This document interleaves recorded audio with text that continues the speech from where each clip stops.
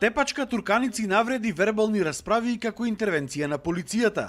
Денеска во одделот за спортска медицина во Прилеп, кога раководството на болницата по претходна одлука на стручен колегиум се обидело да го земи стрес тест апаратот и од спортска медицина да го премести во интерното одделение, за да освен спортистите, истиот го користат и други граѓани кои што имаат кардиолошки проблеми. Лекарот Гоце Јонзовски, кој работи со овој апарат, обвинува за насилно одземање на истиот и за физичко насилство врз него од страна на вработените во болницата, а како што вели по наредба на директорката Кети Смилеска.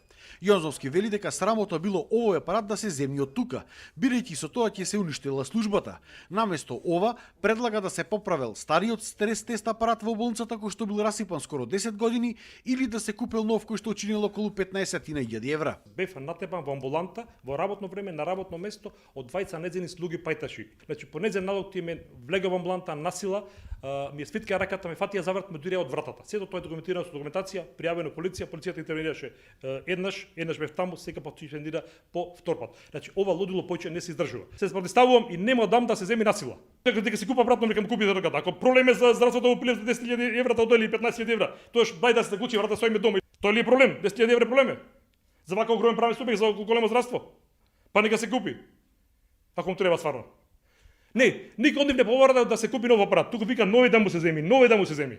Директорката пак Кети Смилеска денеска истакна дека апаратот ќе биде ставен во функција за сите граѓани од 6 јуни и ќе биде вклучен во системот Мој термин.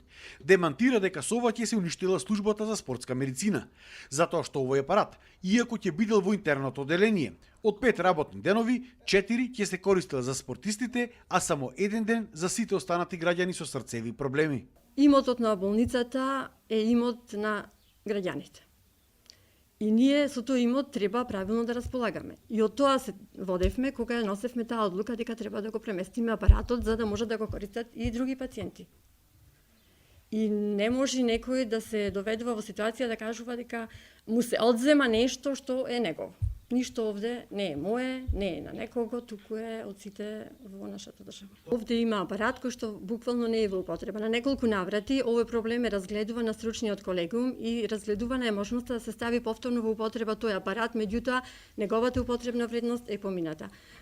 Направија обид да го сервисираат, но не можеше да се поправи и затоа овој апарат кој што е нов го ставаме на располагање и на пациентите, не само на спортистите, со тоа што само го дислоцираме од една просторија во друга просторија. Доколку не се реши овој проблем по мирен пат, се најавува правна разврска и од двете страни.